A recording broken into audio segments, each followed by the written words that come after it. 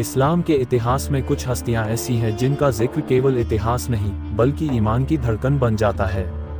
इमाम हुसैन इब्न अली अलैहिस्सलाम उन्हीं में से एक हैं। उनका जन्म केवल एक बच्चे का जन्म नहीं था, बल्कि वह सुबह थी जब इंसानियत को यह बता दिया गया कि जुल्म के सामने झुकना गुनाह है और सच के लिए खड़े होना इबादत। इमाम हुसैन का जन्म 3 शाबान 4 हिजरी को मदीना मुनव्वरा में हुआ।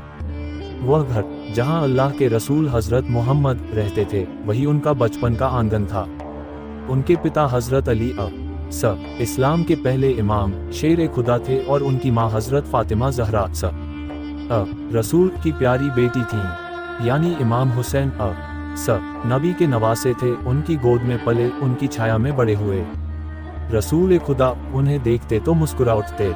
कई बार मस्जिद में नमाज पढ़ाते हुए जब इमाम हुसैन उनकी पीठ पर चढ़ जाते तो नबी सजा लंबा कर देते ताकि बच्चे को चोट न लगे।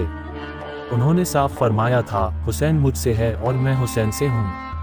यह सिर्फ मोहब्बत नहीं थी, यह आने वाले समय की एक गवाही थी। इमाम हुसैन का बचपन इल्म, सच्चाई और रहमत में बीता। उन्होंने नबी से इंसानियत सीखी, अपने पिता अली से इंसाफ और अपनी माँ फातिमा से सब्र। उनका किरदार बचपन से ही अलग था। वह कभी जुल्म को चुपचाप स्वीकार करने वाले नहीं थे। सच चाहे जितना कड़वा हो उसे कहना और उस पर खड़े रहना उनकी फितरत बन चुका था। जब रसूल का विसाल हुआ तब इमाम हुसैन बहुत छोटे थे, लेकिन वह दर्द उनके दिल में हमेशा जिंदा रहा। इसके बाद उन्होंने अपने पिता अली को देखा, कैसे उन्होंने खिलाफ में भी इंसाफ को नहीं छोड़ा और कैसे उसी इंसाफ की वजह से उन्हें शहीद कर दिया गया। फिर उन्होंने अपने बड़े भाई इमाम हसन को देखा, जिन्होंने उम्मत की भलाई के लिए जहर पीकर शहादत को अपनाया। इन सब घटनाओं ने इमाम हुसैन को सिर्फ एक शख्स नहीं बल्कि एक मिशन बना दिया। वह समझ चुके थे कि इस्लाम अब सिर्फ नमाज और रोजे का नाम नहीं है, बल्कि जालिम हुकूमत के सामने सच की आवाज़ बनने का नाम है। यही वह बुनियाद थी जिस पर करबला की कहानी खड़ी हुई। एक ऐसी कहानी जहां एक इंसान ने पूरी दुनिया को सिखा दिया कि संख्या नहीं, नियत मायने रखती है। और यह तो सिर्फ शुरुआत थी। हजरत इमाम हुसैन जब मदीना से निकलने का इरादा कर चुके थे तो यह कोई साधारण सफ़र नहीं था। यह एक ऐसी यात्रा थी जो आने वाली सदियों तक हक और बातिल के बीच फैसले की मिसाल बनने वाली थी। मदीना, जहां नबी की यादें हर गली में बसी थीं, जहां हर सांस में रहमत महसूस होती थी, उस शहर को छोड़ना इमाम हुसैन के लिए बेहद तकलीफदेह था। लेकिन वह जानते थे कि अगर आज जालिम के सामने सिर झुका दिया गया तो इस्लाम सिर्फ नाम का रह जाएगा। उन्होंने अपने नाना रसूलुल्लाह की उम्मत को जगाने के लिए यह कदम उठाया। रात के सन्नाटे में अपने घर की आखिरी दीवार को देखते हुए उनकी आंखें नम थीं, मगर दिल मजबूत था। यह कोई सियासी लड़ाई नहीं थी, यह दीन को बचाने की कुर्बानी का सफर था। मक्का पहुंचे तो लोगों की भीड़ उमड़ पड़ी। हर कोई नबी के नवासे को देखना चाहता था। इमाम हुसैन ने हज का इरादा किया था, लेकिन हालात ऐसे बनते जा रहे थे कि उनका रहना खतरे से खाली नहीं था। यजीद के एजेंट मक्का तक पहुंच चुके थे। खाना ए काबा की पाक जमीन पर खून बहने का अंदेशा था। इमाम हुसैन यह कभी बर्दाश्त नहीं कर सकते थे कि उनकी वजह से अल्लाह के घर की बेहुरमती हो। उन्होंने हज को उम्रा में बदल दिया और मक्का से निकलने का फैसला किया। यह फैसला बहुत भारी था, क्योंकि मक्का छोड़ना मतलब अपनी जान को खुले खतरे में डाल देना था। मगर इमाम हुसैन जानते थे कि उनकी जान से ज्यादा कीमती इस्लाम की इज्जत है। इसी दौरान कूफा से लगातार खत आ रहे थे। हजारों खत, हजारों वादे। लोग लिख रहे थे कि ए हुसैन, हमारे पास आइए, हम आपको अपना इमाम मानते हैं, हम यजीद के जुल्म के खिलाफ आपके साथ खड़े हैं। इमाम हुसैन ने जल्दबाजी नहीं की। उन्होंने अपने चचेरे भाई हजरत मुस्लिम बिन अकील को कूफा भेजा ताकि हालात की हकीकत जान सकें। शुरू में कूफा वालों ने बड़ी गर्मजोशी दिखाई। हजारों लोगों ने बैत की, मस्जिदें भर गईं, उम्मीद की किरण नजर आने लगी। लेकिन कूफा की फितरत जल्द ही सामने आ गई। यजीद ने इब्ने जियाद जैसे जालिम को वहां का हाकिम बना दिया। डर, लालच और धमकियों ने लोगों के दिल बदल दिए। वही लोग जो हुसैन के नाम पर जान देने की बातें कर रहे थे, एक एक कर पीछे हटने लगे। हजरत मुस्लिम बिन अकील को अकेला छोड़ दिया गया। जिस कूफा ने बुलाया था उसी कूफा ने धोखा दिया। आखिरकार उन्हें शहीद कर दिया गया। उनकी शहादत इस बात की पहली गवाही थी कि इमाम हुसैन जिस रास्ते पर चल पड़े हैं वह सिर्फ तकलीफ और कुर्बानी का रास्ता है। लेकिन यह खबर इमाम हुसैन तक सफर के दौरान पहुंची। साथियों ने कहा कि अब लौट चलिए, हालात बहुत खराब हैं। मगर इमाम हुसैन का जवाब साफ था। उन्होंने फरमाया कि मैं जुल्म के सामने झुकने नहीं बल्कि हक को जिंदा करने निकला हूँ, चाहे साथ देने वाला कोई रहे या न रहे। मक्का से करबला तक का यह सफर रेगिस्तान की तपती रेत, जलती धूप और भूखे प्यासे कदमों का सफर था। औरतें, बच्चे, अहले बैत सब साथ थे। यह कोई फौज नहीं थी, यह एक पैगंबर के घराने का काफिला था जो अल्लाह पर पूरा यकीन रखकर आगे बढ़ रहा था। रास्ते में कई लोगों ने रोका, समझाया, डराया। किसी ने कहा हुसैन कूफा वाले बेवफा हैं, किसी ने कहा यजीद की ताकत बहुत बड़ी है। लेकिन इमाम हुसैन हर बार एक ही बात कहते थे कि अगर दीन मोहम्मदी जिंदा नहीं रह सकता मेरे कत्ल के बगैर तो ए तलवारों आओ। आखिरकार काफिला करबला की सरजमी पर पहुंचा। यह जमीन उस वक्त वीरान थी, खामोश थी, मगर अल्लाह के इल्म में यह वही जगह थी जहां हक और बातिल का आखिरी इम्तिहान होना था। फुरात का दरिया पास था, लेकिन जल्द ही वही पानी अहले बैत पर हराम कर दिया जाएगा। यजीदी फौजें सामने आ चुकी थीं। चारों तरफ से घेरा तंग होता जा रहा था।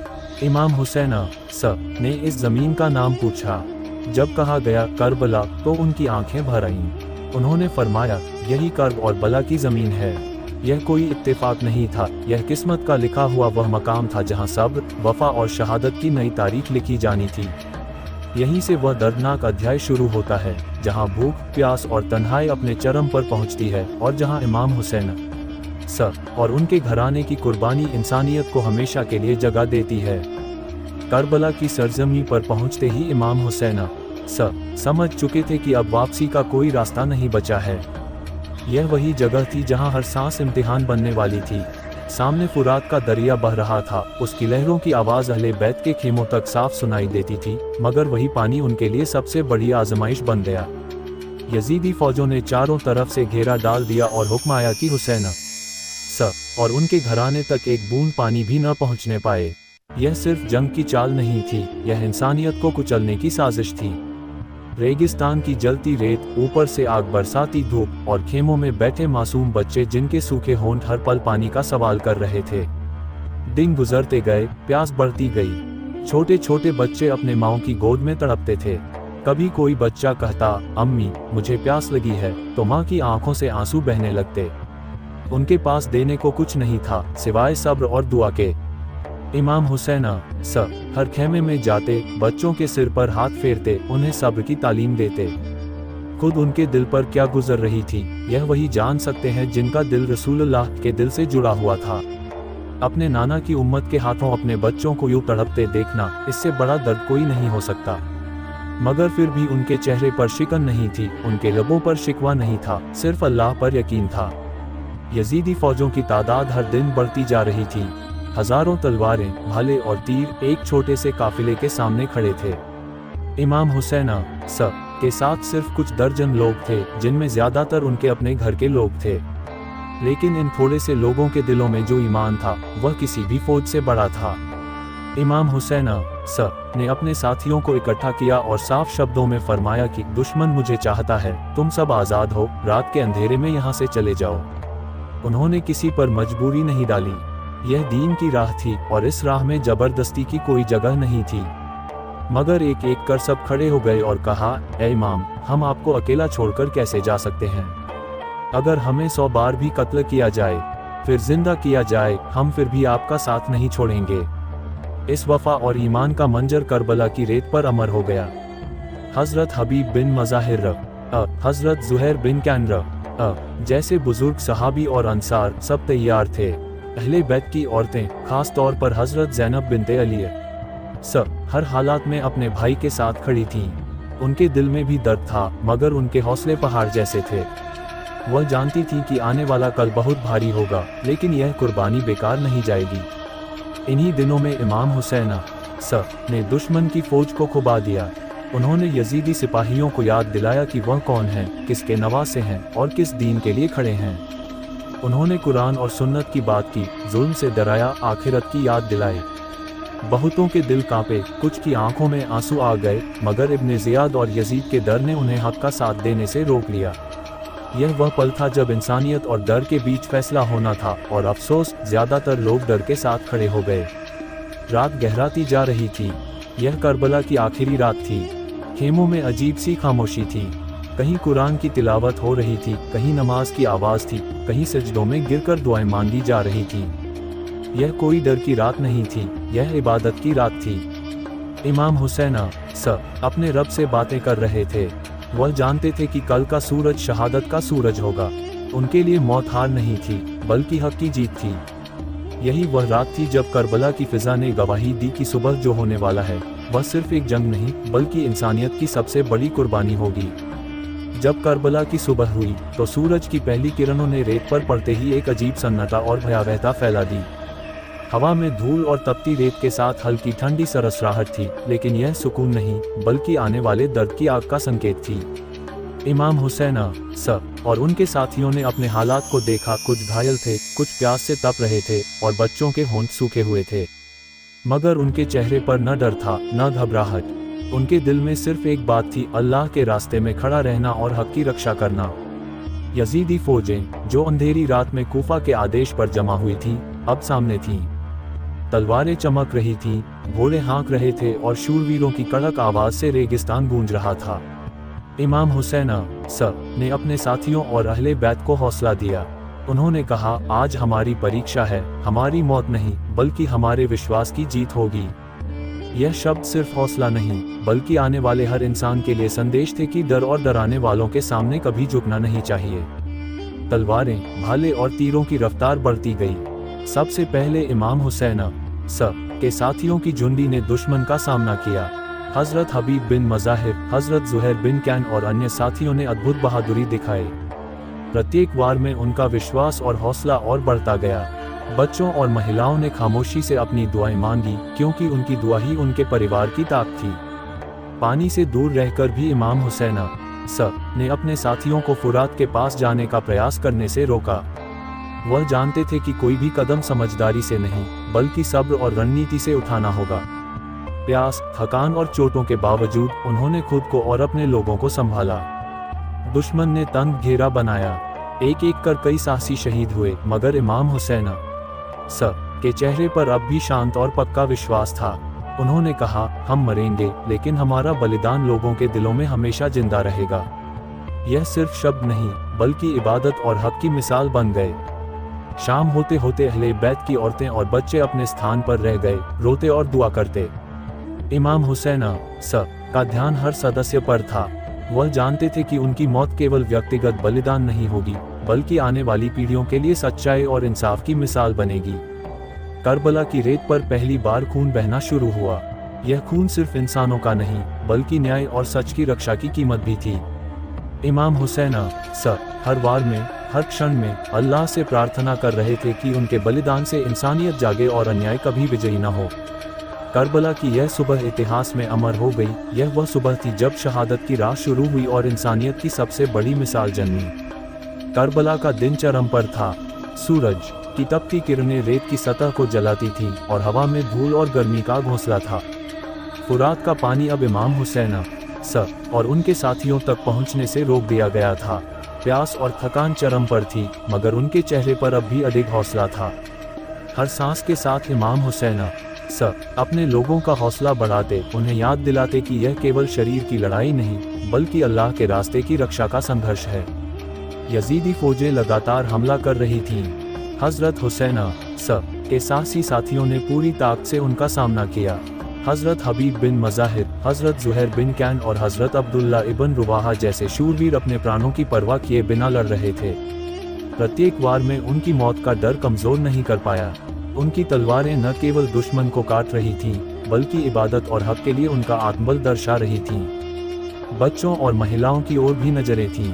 हजरत ज़ैनब और अहले बैत की महिलाएं हर क्षण अपने भाई, पिता और बेटों के लिए दुआ कर रही थीं। उनके हौसले और धैर्य ने शहादत के इस मैदान को और भी पवित्र बना दिया। प्यास और भूख के बावजूद उनकी आवाज में न घबराहट थी, न डर, केवल अल्लाह की रहमत पर भरोसा और अटूट विश्वास था। दिन भर के संघर्ष के बाद फौज ने इमाम हुसैन के काफिले को पूरी तरह घेर लिया। हर तरफ से तलवारें और भाले बरस रहे थे। इमाम हुसैन ने अपने साथियों को इकट्ठा किया और आखिरी हिदायत दी, आज हमारा शरीर शहादत पाएगा, लेकिन हमारा संदेश और हमारा हक हमेशा जिंदा रहेगा। मरना आसान है, लेकिन सच की रक्षा करना ही सबसे बड़ी जीत है। इस बीच दुश्मन ने सबसे ज्यादा चोट इमाम हुसैन और उनके नजदीकी सदस्यों को पहुंचाई। हजरत अब्बास जो फुरात के पानी का सहारा बनना चाहते थे, शहीद हो गए। उनकी मौत ने सभी को झकझोर दिया, मगर हुसैन का हौसला अडिग रहा। उन्होंने अपने परिवार और साथियों को संभाला और कहा, हमारे कत्ल से डरना नहीं चाहिए, क्योंकि हमारी आत्मा अल्लाह के हाथों में सुरक्षित है। जैसे जैसे दिन ढलता गया, हजारों भाले और तीरों की वर्षा के बीच इमाम हुसैन का सामना यजीद की सेना के मुख्य सैनिकों से हुआ। हर बार में उनके साहस और ईमान की मिसाल नजर आई। उनकी आंखों में डर नहीं था, सिर्फ हक की राह पर अडिग विश्वास था।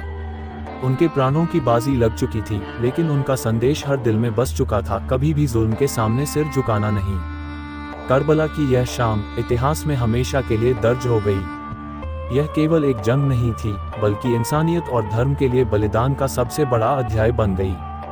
इमाम हुसैन और उनके साथियों की शहादत ने यह सिखाया कि हक की राह में मौत भी विजय बन सकती है, और डर किसी ईमानदार के हौसले को कभी नहीं रोक सकता। करबला का आखिरी दिन अल्लाह की रहमत और इंसानियत के लिए सबसे दर्दनाक और महान था। सूरज अपनी पूरी तपिश के साथ चमक रहा था और रेत की सतह लाल खून से रंग चुकी थी। इमाम हुसैन अब अकेले नहीं थे, उनके साथ सिर्फ कुछ बहादुर साथियों का समूह बचा था। हर पल तलवारें, भाले और तीरों की बारिश उनके चारों ओर थी, लेकिन उनके हौसले को कोई नहीं हिला सका। इमाम हुसैन ने अपने बच्चों, परिवार और साथियों के अंतिम संदेश दिए। उन्होंने कहा, हम मर सकते हैं, मगर हमारा संदेश हमेशा जिंदा रहेगा। यह हमारी मौत नहीं, बल्कि इंसानियत और हक की जीत है। उनके शब्द सिर्फ आवाज नहीं थे, बल्कि उनके प्राणों का आखिरी दस्तावेज थे, जो आने वाली पीढ़ियों के लिए मार्गदर्शन बन गए। बच्चे और महिलाएं, जो इस कठोर मैदान में फंसी थीं, अपने आखिरी हिम्मत के साथ रो रही थीं।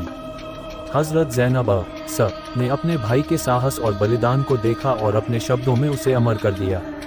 उन्होंने जनता को बताया कि यह बलिदान व्यर्थ नहीं जाएगा। यह संदेश उनके दिलों में हमेशा जिंदा रहेगा और आने वाली पीढ़ियां इसे कभी नहीं भूलेंगी। इमाम हुसैन ने सबसे पहले अपने प्रिय मित्र और साहसी साथियों को अलविदा कहा। हजरत अब्बास की शहादत का दर्द उनके दिल में गहरा था, लेकिन उन्होंने अल्लाह के मार्ग पर डटे रहना ही सही समझा। धीरे धीरे उनके प्राण अल्लाह की याद और इंसानियत के लिए बिछ गए। हर वार और हर चोट ने उन्हें शहादत की ओर अग्रसर किया और उनका नाम इतिहास में अमर हो गया। शाम होते होते करबला की रेत लाल और काली हो गई। इमाम हुसैन के बलिदान ने यह सिखाया कि इंसानियत और हक की रक्षा के लिए कोई बलिदान छोटा नहीं होता। उनकी शहादत सिर्फ उनके समय तक सीमित नहीं रही, बल्कि आने वाली हर पीढ़ी के लिए एक रोशनी बन गई। उनके हौसले और ईमान ने ये सिद्ध कर दिया कि डर और जुल्म किसी भी सच्चे इंसान को अपने मार्ग से नहीं हटा सकता। करबला की इस कहानी ने हमें ये सिखाया कि सच्चाई और न्याय के लिए खड़े रहना सबसे बड़ा बलिदान है। इमाम हुसैन ने हमें दिखाया कि चाहे कितनी भी कठिनाइयां आएं, ईमान और हौसले से हर मुश्किल को पार किया जा सकता है। उनका जीवन और शहादत हमेशा प्रेरणा का स्रोत बनी रहेगी।